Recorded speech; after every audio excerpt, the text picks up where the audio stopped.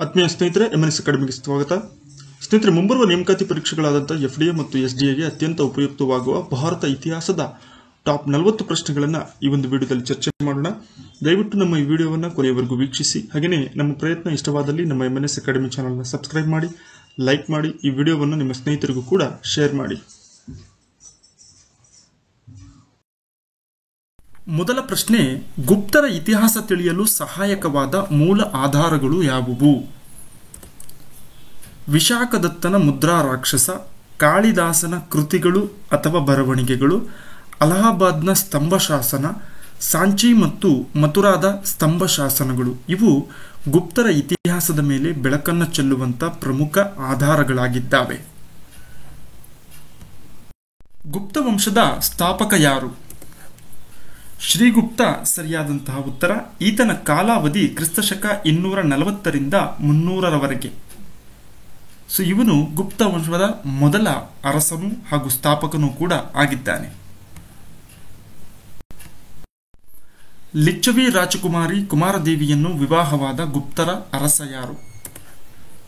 1ನೇ ಚಂದ್ರಗುಪ್ತ. 1ನೇ ಚಂದ್ರಗುಪ್ತನ ಕಾಲಾವಧಿಯನ್ನು ನೋಡೋದಾದ್ರೆ ಕ್ರಿಸ್ತಶಕ 320ರಿಂದ 335ರವರೆಗೆ. ಈತನು ಲಿಚ್ಚವಿ ವಂಶದ ರಾಜಕುಮಾರಿಯಾದಂತಹ ಕುಮಾರದೇವಿಯನ್ನು ವಿವಾಹವಾಗಿದ್ದರಿಂದ ಲಿಚ್ಚವಿ ವಂಶ ಮತ್ತು ಗುಪ್ತರ ಸಂಸ್ಥಾನಗಳು ಒಂದಾಗುವುದರ ಮೂಲಕ ಗುಪ್ತರ ಶಕ್ತಿ ಮತ್ತು ಘನತೆ ಹೆಚ್ಚಾಯಿತು ಈ ಒಂದು ವೈವಾಹಿಕ ಸಂಬಂಧದಿಂದ.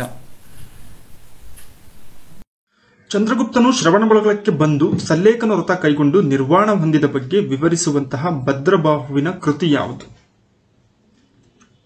ಕಲ್ಪಸೂತ್ರ ಎಂಬ ಕೃತಿಯಲ್ಲಿ ಇದನ್ನು ರಚನೆ ಮಾಡಿದವನು ಜೈನ ಮುನಿಯಾದಂತಹ ಭದ್ರಬಾಹು. ಈ ಒಂದು ಕೃತಿಯ ಅನ್ವಯ ಮೌರ್ಯ ವಂಶದ ಸ್ಥಾಪಕನಾದಂತಹ ಚಂದ್ರಗುಪ್ತ ಮೌರ್ಯನು ದಕ್ಷಿಣ ಭಾರತದ ಶ್ರವಣಬೆಳಗೊಳಕ್ಕೆ ಆಗಮಿಸಿ ಇಲ್ಲಿ ಸಲ್ಲೇಖನ ವ್ರತವನ್ನು ಕೈಗೊಂಡು ನಿರ್ವಾಣವನ್ನು ಹೊಂದಿದ ಎನ್ನುವಂತ ಮಾಹಿತಿಯನ್ನು ನಮಗೆ ನೀಡುತ್ತದೆ.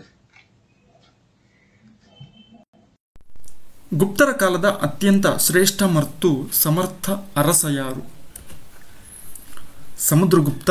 ಈತನ ಕಾಲಾವಧಿ ಕ್ರಿಸ್ತಶಕ 335ರಿಂದ 375. ಈತನು 1ನೇ ಚಂದ್ರಗುಪ್ತ ಮತ್ತು ಕುಮಾರದೇವಿಯವರ ಪುತ್ರನಾಗಿದ್ದು ಗುಪ್ತವಂಶದ ಅತ್ಯಂತ ಶ್ರೇಷ್ಠ ಮತ್ತು ಮಹತ್ವಾಕಾಂಕ್ಷೆಯ ದೊರೆಯಾಗಿದ್ದಾನೆ.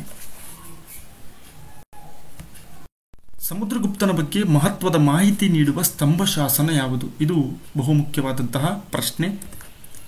ಅಲಹಾಬಾದ್ ಸ್ತಂಭ ಶಾಸನ.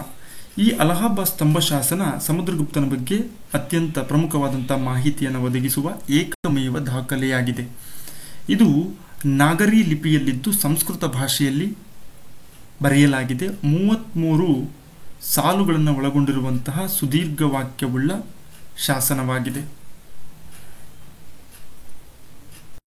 ಅಲಹಾಬಾದ್ ಸ್ತಂಭ ಶಾಸನದ ರಚನೆಕಾರ ಯಾರು? ಈಗ ತಾನೇ ಚರ್ಚೆ ಮಾಡಿದಂತಹ ಅಲಹಾಬಾದ್ ಸ್ತಂಭ ಶಾಸನವನ್ನ ಬರೆದವನು ಹರಿಶೇಣ ಎನ್ನುವ ವ್ಯಕ್ತಿ. ಈತನು ಸಮುದ್ರಗುಪ್ತನ ಮಹಾದಂಡನಾಯಕನಾಗಿರ್ತಾನೆ. ಈತನು ಅಲಹಾಬಾದ್ ಸ್ತಂಭ ಶಾಸನವನ್ನ ರಚನೆ ಮಾಡ್ತಾನೆ. ಸಮುದ್ರಗುಪ್ತನಿಗಿದ್ದ ಪ್ರಸಿದ್ಧ ಬಿರುದು ಯಾವುದು? ಇದು ಕೂಡ ಅತ್ಯಂತ ಬಹುಮುಖ್ಯವಾದ ಅಂಶ. 100 ಕದನಗಳ ಸಿಂಹ ಅಥವಾ 100 ಕದನಗಳ ಸರದಾರ ಅಂತ ಈತನನ್ನ ಕರೀತಾ ಇರ್ತಾರೆ. ಕಾರಣ ತನ್ನ ಜೀವಮಾನದಲ್ಲಿ ಅಷ್ಟೊಂದು ಯುದ್ಧಗಳನ್ನ ಮಾಡಿದ್ದ ಅನ್ನುವಂತಹ ವಿಶೇಷತೆಯಿಂದ ಈತನಿಗೆ ಈ ಒಂದು ಬಿರುದು ಇತ್ತು. ಡಾಕ್ಟರ್ VS ಸ್ಮಿತ್ ಎನ್ನುವಂತ ಇತಿಹಾಸಕಾರ ಸಮುದ್ರಗುಪ್ತನನ್ನು ಏನೆಂದು ವರ್ಣಿಸಿದ್ದಾರೆ? ಭಾರತದ ನೆಪೋಲಿಯನ್ ಎಂದು ಸಮುದ್ರಗುಪ್ತನನ್ನ ವರ್ಣಿಸಲಾಗಿದೆ. ಸಮುದ್ರಗುಪ್ತನ ಆಸ್ಥಾನಕ್ಕೆ ರಾಯಭಾರಿಗಳನ್ನು ಕಳುಹಿಸಿದ್ದ ಸಿಲೋನಿನ ಅರಸ ಯಾರು? ಮೇಘವರ್ಮ ಸರಿಯಾದಂತಹ ಉತ್ತರ. ಸಮುದ್ರಗುಪ್ತನ ಕೀರ್ತಿ ದೇಶ ವಿದೇಶಗಳಲ್ಲೂ ಹೆಸರಾಗಿತ್ತು. ಅದಕ್ಕೆ ಉದಾಹರಣೆ ಎಂಬಂತೆ ಸಿಲೋನಿನ ದೊರೆಯಾದಂತಹ ಮೇಘವರ್ಮನು ತನ್ನ ರಾಯಭಾರಿಗಳನ್ನು ಗುಪ್ತರ ಆಸ್ಥಾನಕ್ಕೆ ಕಳುಹಿಸಿರ್ತಾನೆ. ಅಲ್ಲದೆ ಕಾಬೂಲಿನ ದೊರೆಯಾಗಿದ್ದಂತಹ ದೇವಪುತ್ರ ಶಾಹಿ ಎನ್ನುವಂಥವನು ಕೂಡ ರಾಯಭಾರಿಗಳನ್ನ ಸಮುದ್ರಗುಪ್ತನ ಆಸ್ಥಾನಕ್ಕೆ ಕಳುಹಿಸಿರ್ತಾನೆ. ಶಕಾರಿ, ವಿಕ್ರಮಾದಿತ್ಯ ಎಂಬ ಬಿರುದುಗಳನ್ನು ಹೊಂದಿದ್ದ ಗುಪ್ತರ ದೊರೆ ಯಾರು? ಇಮ್ಮಡಿ ಚಂದ್ರಗುಪ್ತ ಅಥವಾ 2ನೇ ಚಂದ್ರಗುಪ್ತ ಅಂತ ಈತನನ್ನ ಕರಿತೀವಿ. ಕ್ರಿಸ್ತಶಕ 380ರಿಂದ 414 ಈತನ ಒಂದು ಆಳ್ವಿಕೆಯ ಅವಧಿ. ಈತನಿಗಿದ್ದಂತಹ ಬಿರುದು ಶಕಾರಿ ಮತ್ತು ವಿಕ್ರಮಾದಿತ್ಯ. ಯಾರ ಆಸ್ಥಾನದಲ್ಲಿ ನವರತ್ನರೆಂಬ ಕವಿಗಳಿದ್ದರು? ಇಮ್ಮಡಿ ಚಂದ್ರಗುಪ್ತ. ನವರತ್ನ ಅಂದರೆ 9 ಪ್ರಮುಖ ಕವಿಗಳನ್ನು ತನ್ನ ಆಸ್ಥಾನದಲ್ಲಿ ಆಶ್ರಯವನ್ನು ನೀಡಿರ್ತಾನೆ ಇಮ್ಮಡಿ ಚಂದ್ರಗುಪ್ತ. ಹಾಗಾಗಿ ಆ ರೀತಿ ನವರತ್ನರೆಂಬ ಕವಿಗಳನ್ನು ಹೊಂದಿದ್ದಂತಹ ಗುಪ್ತರ ದೊರೆ ಇಮ್ಮಡಿ ಚಂದ್ರಗುಪ್ತ. ಮುಂದಿನ ಪ್ರಶ್ನೆ, ಭಾರತದ ಶೇಕ್ಸ್ಪಿಯರ್ ಎಂದು ಖ್ಯಾತಿ ಗಳಿಸಿದ ಕವಿ ಯಾರು? ಇದು ಕೂಡ ಬಹುಮುಖ್ಯವಾದ ಪ್ರಶ್ನೆ. ಗುಪ್ತ ಸಾಮ್ರಾಜ್ಯದಲ್ಲಿ ಕಾಳಿದಾಸನನ್ನ ಭಾರತದ ಶೇಕ್ಸ್ಪಿಯರ್ ಅಂತ ಕರಿತೀವಿ. ಅಷ್ಟೊಂದು ಉತ್ಕೃಷ್ಟವಾದಂತಹ ಕೃತಿಗಳನ್ನು ಈತ ರಚನೆ ಮಾಡಿರ್ತಾನೆ. ಆ ಕಾರಣಕ್ಕೆ ಈತನನ್ನ ಭಾರತದ ಶೇಕ್ಸ್ಪಿಯರ್ ಅಂತ ಕರೀತಾರೆ. ಕಾಳಿದಾಸನ ಪ್ರಮುಖ ಕೃತಿಗಳು ಯಾವುವು? ಮೇಘದೂತ, ಮೃಚ್ಛಕಟಿಕ, ಅಭಿಜ್ಞಾನ ಶಾಕುಂತಲ, ಕುಮಾರ ಸಂಭವ, ಮಾಳವಿಕಾಗ್ನಿ ಮತ್ತು ರಘುವಂಶ. ಇವುಗಳನ್ನು ಸರಿತಪ್ಪು ಹೊಂದಾಣಿಕೆಯಲ್ಲಿ ಪರೀಕ್ಷೆಗಳಲ್ಲಿ ಕೇಳುವಂಥ ಸಾಧ್ಯತೆ ಇರುತ್ತೆ. ಹಾಗಾಗಿ ಕಾಳಿದಾಸನ ಪ್ರಮುಖ ಕೃತಿಗಳನ್ನು ನೆನಪಲ್ಲಿ ಇಟ್ಕೊಳ್ಳಿ. ಇಮ್ಮಡಿ ಚಂದ್ರಗುಪ್ತನ ಕಾಲದ ಅದ್ಭುತ ಕಲಾಕೃತಿ ಯಾವುದು? ಮೆಹರೋಲಿಯ ಕಬ್ಬಿಣದ ಸ್ತಂಭಶಾಸನ. ದೆಹಲಿಯ ಸಮೀಪ ಬರುವಂತಹ ಮೆಹರೋಲಿ ಎಂಬಲ್ಲಿ ನಿರ್ಮಾಣ ಮಾಡಿರುವಂತಹ ಕಬ್ಬಿಣದ ಸ್ತಂಭಶಾಸನ ಏನಿದೆ ಅತ್ಯಂತ ವಿಶೇಷವಾದಂಥದ್ದು. ಕಾರಣ ಇದು ಕಬ್ಬಿಣದಿಂದ ಮಾಡಲ್ಪಟ್ಟಿದ್ದರೂ ಕೂಡ ಇಲ್ಲಿಯವರೆಗೂ ಅದು ತುಕ್ಕನ್ನು ಹಿಡಿಯದಿರುವುದು ಇದರ ಒಂದು ವಿಶೇಷತೆ ಮತ್ತು ಆಗಿನ ಕಾಲದ ವೈಜ್ಞಾನಿಕ ಕೌಶಲ್ಯತೆಗೆ ಹಿಡಿದಂತಹ ಕೈಗನ್ನಡಿಯಾಗಿದೆ. ಗುಪ್ತರ ಕಾಲದ 2ನೇ ರಾಜಧಾನಿ ಯಾವುದು? ಉಜ್ಜಯಿನಿ. ಪ್ರಾರಂಭದ ರಾಜಧಾನಿ ಪಾಟಲಿಪುತ್ರವಾದರೆ ಅದನ್ನು ಇಮ್ಮಡಿ ಚಂದ್ರಗುಪ್ತನ ಕಾಲಕ್ಕೆ ಮತ್ತೊಂದು ರಾಜಧಾನಿ ಉಜ್ಜಯಿನಿಯಾಗಿ ಪ್ರಾರಂಭವಾಗುತ್ತೆ. ಇಮ್ಮಡಿ ಚಂದ್ರಗುಪ್ತನ ಕಾಲಕ್ಕೆ ಭೇಟಿ ನೀಡಿದ್ದ ಚೀನಾದ ಬೌದ್ಧ ಯಾತ್ರಿಕ ಯಾರು? ಇದು ಕೂಡ ಬಹುಮುಖ್ಯವಾದ ಪ್ರಶ್ನೆ. ಫಾಹಿಯಾನ್ ಚೀನಾದ ಬೌದ್ಧ ಯಾತ್ರಿಕನಾಗಿದ್ದು ಬುದ್ಧನಿಗೆ ಸಂಬಂಧಪಟ್ಟಂತಹ ಸ್ಥಳಗಳನ್ನು ಸಂದರ್ಶನ ಮಾಡುವ ಸಲುವಾಗಿ ಭಾರತಕ್ಕೆ ಯಾತ್ರಿಕನಾಗಿ ಆಗಮಿಸಿರ್ತಾನೆ. ಆಗ ಭಾರತವನ್ನು ಆಳ್ತಾ ಇದ್ದಿದ್ದು ಗುಪ್ತರ ಪ್ರಸಿದ್ಧ ದೊರೆಯಾದಂತಹ ಇಮ್ಮಡಿ ಚಂದ್ರಗುಪ್ತ. ಫಾಹಿಯಾನನ ಪ್ರಸಿದ್ಧ ಗ್ರಂಥ ಯಾವುದು? ಗೋಖೋಕಿ. ಇದು ಒಂದು ಪ್ರವಾಸ ಕಥನವಾಗಿದ್ದು ಗುಪ್ತ ಸಾಮ್ರಾಜ್ಯದ ಮಾಹಿತಿಯನ್ನು ತಿಳಿದುಕೊಳ್ಳೋದಕ್ಕೆ ಅತ್ಯಂತ ಪ್ರಮುಖವಾದಂತಹ ಒಂದು ವಿದೇಶಿ ಸಾಹಿತ್ಯವಾಗಿದೆ. ಫಾಹಿಯಾನ್ನಿಂದ ರಚನೆಯಾದಂತಹ ಗೋಖೋಕಿ. ಫಾಹಿಯಾನನು ಭಾರತದಲ್ಲಿ ಸಂದರ್ಶಿಸಿದ ಸ್ಥಳಗಳು ಯಾವುವು? ಮಥುರಾ, ಪೇಶಾವರ, ಕನೋಜ, ಶ್ರಾವಸ್ತಿ, ಬನಾರಸ್, ಕಪಿಲವಸ್ತು, ಬೋಧಗಯ, ಕುಶಿನಗರ, ವೈಶಾಲಿ ಮತ್ತು ಪಾಟಲಿಪುತ್ರ. ಸೊ ಈ ಎಲ್ಲ ಪ್ರದೇಶಗಳನ್ನು ಸಂದರ್ಶನ ಮಾಡಿದಂತಹ ಈತನು ಭಾರತದಲ್ಲಿ 11 ವರ್ಷಗಳ ಕಾಲ ಸಂಚಾರವನ್ನು ಮಾಡಿರ್ತಾನೆ. ಅದಾದ ನಂತರ ಆತ ತನ್ನ ದೇಶಕ್ಕೆ ಸಿಂಹಳದಿಂದ ಅಂದರೆ ಈಗಿನ ಸಿಲೋನ್ ಅಥವಾ ಶ್ರೀಲಂಕಾ ಅಂತ ಏನು ಕರಿತೀವಿ ಅಲ್ಲಿಂದ ತನ್ನ ತಾಯ್ನಾಡಿಗೆ ಆತ ಹಿಂತಿರುಗ್ತಾನೆ. ನಳಂದ ವಿಶ್ವವಿದ್ಯಾನಿಲಯವನ್ನು ಸ್ಥಾಪಿಸಿದ ಗುಪ್ತ ದೊರೆ ಯಾರು? 1ನೇ ಕುಮಾರಗುಪ್ತ. ಪ್ರಾಚೀನ ಭಾರತದಲ್ಲಿನೇ ಅತ್ಯಂತ ಪ್ರಸಿದ್ಧವಾದಂತಹ ಜಗತ್ತಿನ ಶ್ರೇಷ್ಠ ವಿಶ್ವವಿದ್ಯಾನಿಲಯಗಳಲ್ಲಿ ಒಂದಂತಹ ನಳಂದ ವಿಶ್ವವಿದ್ಯಾನಿಲಯವನ್ನು ಸ್ಥಾಪನೆ ಮಾಡಿದವನು ಗುಪ್ತರ ಅರಸರಲ್ಲಿ ಒಬ್ಬನಾದಂತಹ 1ನೇ ಕುಮಾರಗುಪ್ತ. ಯಾವ ಶಾಸನವು ಸ್ಕಂದಗುಪ್ತನು ಸುದರ್ಶನ ಸರೋವರವನ್ನು ದುರಸ್ತಿ ಮಾಡಿದ ಬಗ್ಗೆ ಮಾಹಿತಿಯನ್ನ ನೀಡುತ್ತದೆ? ಗಿರ್ನಾರ್ ಶಾಸನ. ಸೊ ಈತನ ಗಿರ್ನಾರ್ ಶಾಸನ ಏನಿದೆ ಸುದರ್ಶನ ಸರೋವರ ಹಾಳಾದಂತಹ ಸಂದರ್ಭದಲ್ಲಿ ಅದಕ್ಕೆ ಕ್ರಿಸ್ತಶಕ 455ರಲ್ಲಿ ಅದನ್ನು ಚಕ್ರಪಾಲಿಕ ಎನ್ನುವಂಥ ತನ್ನ ಅಧಿಕಾರಿಯ ಮೂಲಕ ದುರಸ್ತಿ ಮಾಡಿಸಿದ್ದ ಅನ್ನುವಂಥ ಸಂಗತಿಯನ್ನ ನಮಗೆ ಗಿರ್ನಾರ್ ಶಾಸನ ತಿಳಿಸಿಕೊಡುತ್ತದೆ. ಗುಪ್ತರ ಕಾಲದ ಮಂತ್ರಿ ಪರಿಷತ್ತನ್ನು ವಿಂಗಡಿಸಿ. ಇದು ಕೂಡ ಕೆಲವೊಮ್ಮೆ ಹೇಳಿಕೆಯ ರೂಪದಲ್ಲಿ ಪ್ರಶ್ನೆಯನ್ನು ಕೇಳ್ತಾರೆ. ಕುಂಚುಕಿ ಎನ್ನುವಂತಹ ಅಧಿಕಾರಿಯು ಮಂತ್ರಾಲೋಚನಾ ಸಭೆಯ ಮಧ್ಯಸ್ಥಗಾರನಾಗಿರ್ತಾನೆ. ಅಂದರೆ ಅರ್ಥ ರಾಜ ತನ್ನ ಮಂತ್ರಿಗಳ ಜೊತೆಯಲ್ಲಿ ಸಮಾಲೋಚನೆ ಮಾಡುವಂತಹ ಸಂದರ್ಭದಲ್ಲಿ ಮಧ್ಯಸ್ಥಿಗಾರನಾಗಿ ಕುಂಚುಕಿ ಎನ್ನುವಂಥ ಅಧಿಕಾರಿ ಕೆಲಸವನ್ನು ನಿರ್ವಹಿಸ್ತಾನೆ. ಮಹಾಸಂಧಿ ವಿಗ್ರಹಿ ಯುದ್ಧ ಮತ್ತು ಶಾಂತಿಗೆ ಸಂಬಂಧಪಟ್ಟಂತಹ ಕಾರ್ಯಾಚರಣೆಯನ್ನು ನೋಡ್ಕೊಳ್ತಾ ಇರ್ತಾನೆ. ಅಮಾತ್ಯ ಮುಖ್ಯಮಂತ್ರಿಯಾಗಿರ್ತಾನೆ. ಮಹಾಬಲಾಧಿಕೃತ ಸೇನಾಧಿಪತಿಯಾಗಿದ್ದು ಮಹಾದಂಡನಾಯಕ ಕಾನೂನು ಮತ್ತು ಶಿಸ್ತು ಪಾಲನೆಯನ್ನು ನೋಡಿಕೊಳ್ಳುವಂಥ ಪ್ರಮುಖ ಅಧಿಕಾರಿ ವರ್ಗಗಳಾಗಿರ್ತಾರೆ ಗುಪ್ತರ ರಾಜರಿಗೆ. ಗುಪ್ತರ ಕಾಲದ ಆಡಳಿತ ವಿಭಾಗಗಳನ್ನು ವಿಂಗಡಿಸಿ. ಇದು ಕೂಡ ಬಹುಮುಖ್ಯವಾದ ಪ್ರಶ್ನೆ. ಗುಪ್ತರು ತಮ್ಮ ಸಾಮ್ರಾಜ್ಯವನ್ನು ಭುಕ್ತಿ ಅಥವಾ ಮಂಡಲ, ಭುಕ್ತಿಯನ್ನ ಉತ್ತರ ಭಾರತದಲ್ಲಿ ಭುಕ್ತಿ ಅಂತ ಕರೆದರೆ ದಕ್ಷಿಣ ಭಾರತದಲ್ಲಿ ಮಂಡಲ ಅಂತ ಕರೀತಾರೆ. ಇದರ ಅರ್ಥ ಪ್ರಾಂತ್ಯ. ಇದನ್ನು ನೋಡಿಕೊಳ್ಳುವಂತಹ ಅಧಿಕಾರಿ ಭೌಗಿಕ ಅಂತ ಕರಿತೀವಿ. ಇನ್ನು ಭುಕ್ತಿಯ ನಂತರ ಪ್ರಾಂತ್ಯಗಳನ್ನು ಜಿಲ್ಲೆಗಳಾಗಿ ವಿಂಗಡಣೆ ಮಾಡಿರ್ತಾರೆ. ಈ ಜಿಲ್ಲೆಯನ್ನ ವಿಷಯ ಅಂತ ಕರೀತಾರೆ. ಇದನ್ನ ವಿಷಯಪತಿ ಅಂತ ಅಧಿಕಾರಿ ನೋಡ್ಕೊಳ್ತಾನೆ. ಇದಾದ ನಂತರ ನಗರಾಡಳಿತಕ್ಕೆ ಸಂಬಂಧಪಟ್ಟ ಹಾಗೆ ಪುರಪಾಲ ಎನ್ನುವಂತಹ ಅಧಿಕಾರಿ ನಗರದ ಆಡಳಿತವನ್ನು ನೋಡ್ಕೊಳ್ತಾ ಇರ್ತಾನೆ. ಕೊನೆಯದಾಗಿ ಗ್ರಾಮಾಡಳಿತ ಅಥವಾ ಗ್ರಾಮ ಅತ್ಯಂತ ಚಿಕ್ಕ ಘಟಕ, ಇದನ್ನ ಗ್ರಾಮಿಕ ಎನ್ನುವಂತಹ ಅಧಿಕಾರಿ ನೋಡಿಕೊಳ್ಳುತ್ತಿರುತ್ತಾನೆ. ಗುಪ್ತರ ಕಾಲದ ವೃತ್ತಿ ಸಂಘಗಳನ್ನು ಏನೆಂದು ಕರೆಯುತ್ತಿದ್ದರು? ಶಾತವಾಹನರ ಕಾಲಕ್ಕೂ ಸಮೇತ ಈ ಒಂದು ವೃತ್ತಿ ಸಂಘಗಳು ಕಾರ್ಯಾಚರಣೆಯಲ್ಲಿ ಇರ್ತವೆ. ಶ್ರೇಣಿ ಮತ್ತು ನಿಗಮ ಅಂತ ಕರಿತೀವಿ. ವೃತ್ತಿಗಳ ಆಧಾರಿತವಾಗಿ ಕಟ್ಟಿಕೊಂಡಂತಹ ಸಂಘಗಳನ್ನು ವೃತ್ತಿ ಸಂಘಗಳು ಅಂತ ಕರಿತೀವಿ. ಅವುಗಳಿಗೆ ಹೆಸರು ಶ್ರೇಣಿ ಮತ್ತು ನಿಗಮಗಳು ಎಂದು ಕರೆಯಲಾಗುತ್ತಿತ್ತು. ಚಂದ್ರಗುಪ್ತನ ಕಾಲದ ನವರತ್ನರೆಂಬ ಕವಿಗಳು ಯಾರು? ಅಂದ್ರೆ 9 ಜನ ಕವಿಗಳು ಯಾರು?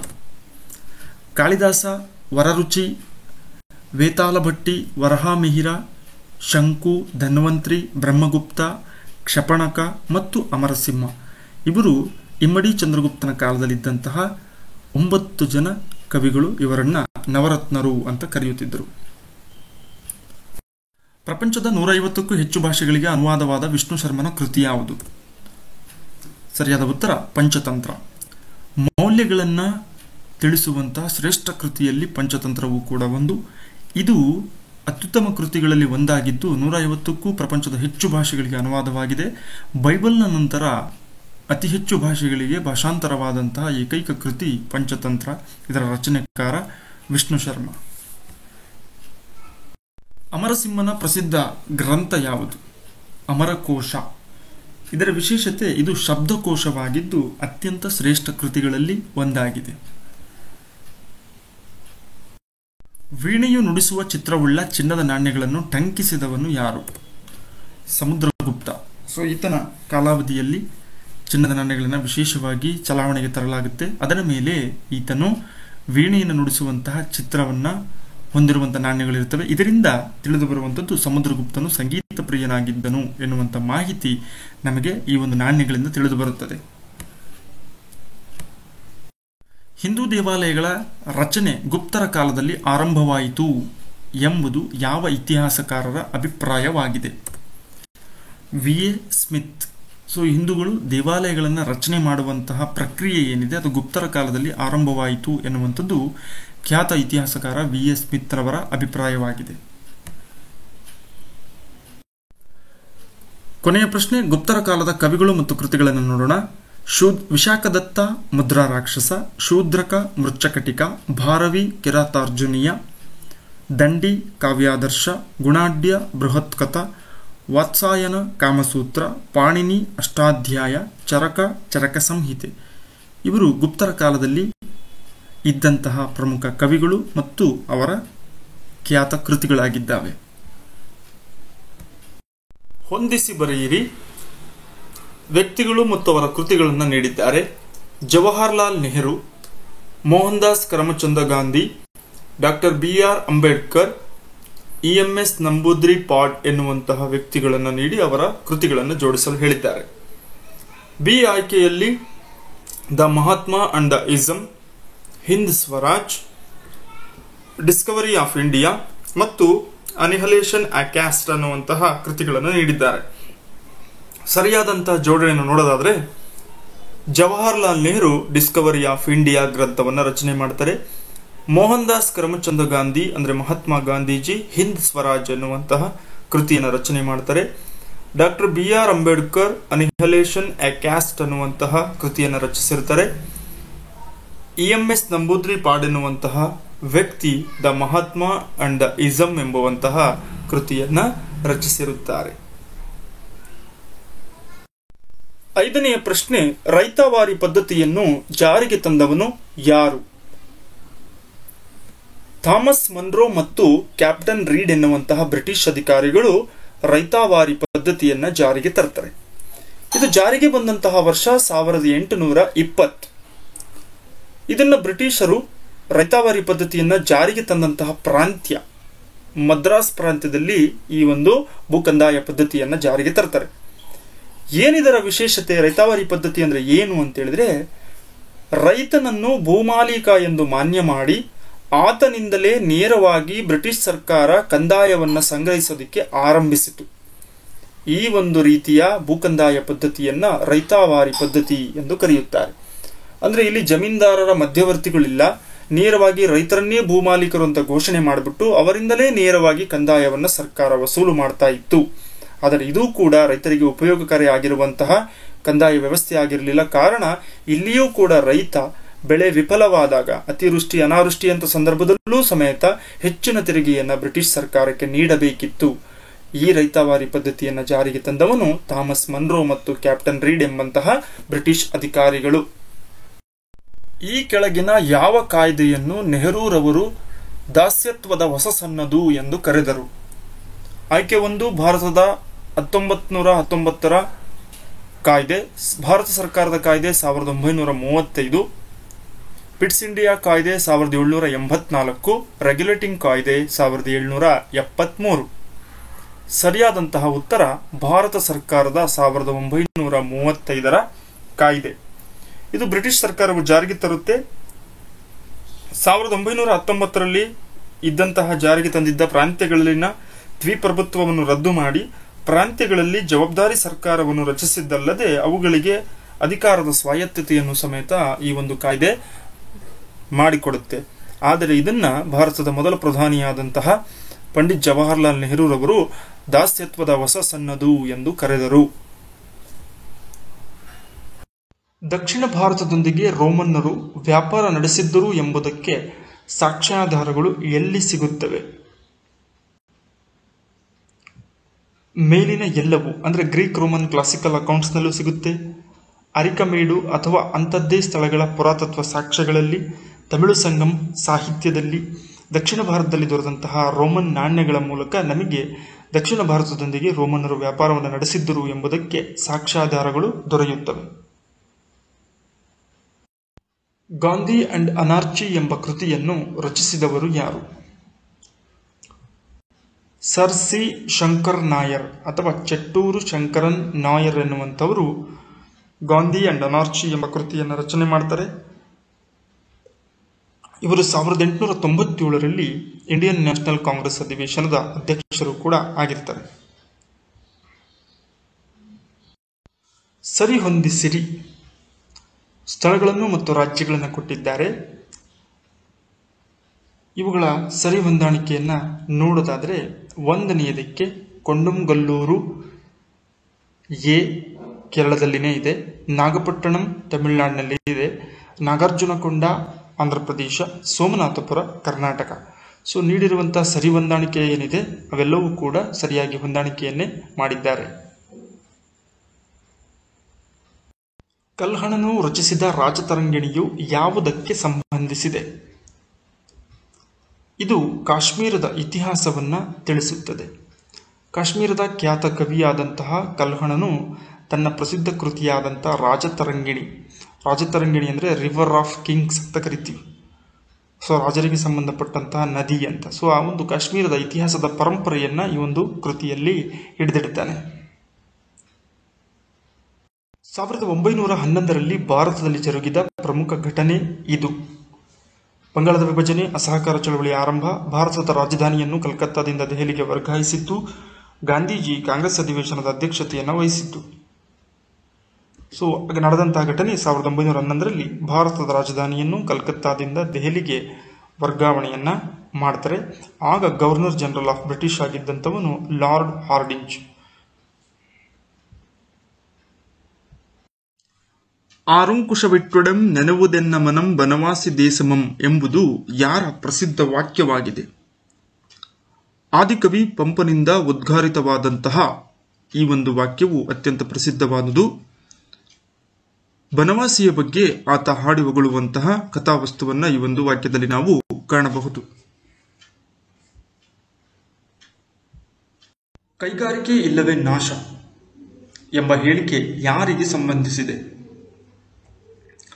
Sir M Visvesvaraya. ಇಡೀ ಜಗತ್ತು ಕಂಡಂತಹ ಸರ್ವಶ್ರೇಷ್ಠ ಇಂಜಿನಿಯರ್ಗಳಲ್ಲಿ ಸರ್ ಎಂ ವಿಶ್ವೇಶ್ವರಯ್ಯ ಕೂಡ ಒಬ್ಬರು.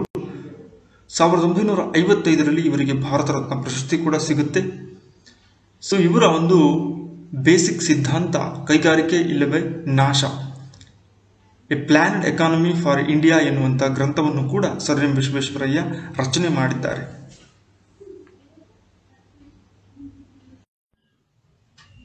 ಸ್ನೇಹಿತರೆ, ಇದಾಗಿತ್ತು ಭಾರತ ಇತಿಹಾಸಕ್ಕೆ ಸಂಬಂಧಪಟ್ಟಂತ ಮಾಹಿತಿ ವಿಡಿಯೋ. ವಿ ಹೋಪ್ ದಟ್ ಈ ಒಂದು ವಿಡಿಯೋ ತಮಗೆ ಇಷ್ಟ ಆಗಿರಬಹುದು. ಈಗ ನಿಮಗಾಗಿ 2 ಪ್ರಶ್ನೆಗಳು, ಕಮೆಂಟ್ನಲ್ಲಿ ಉತ್ತರವನ್ನು ನೀಡಿ. ಪಾರಾದೀಪ್ ಬಂದರು ಯಾವ ರಾಜ್ಯದಲ್ಲಿದೆ? 2ನೇ ಪ್ರಶ್ನೆ, ಪ್ರಸ್ತುತ ಭಾರತದ ಅಟಾರ್ನಿ ಜನರಲ್ ಯಾರು? ಈ 2 ಪ್ರಶ್ನೆಗಳಿಗೂ ಕಮೆಂಟ್ನಲ್ಲಿ ಉತ್ತರವನ್ನು ನೀಡಿ. ಮುಂದಿನ ಮತ್ತೊಂದು ಉಪಯುಕ್ತ ವಿಡಿಯೋದೊಂದಿಗೆ ತಮ್ಮನ್ನು ಭೇಟಿಯಾಗೋಣ. ಧನ್ಯವಾದಗಳು.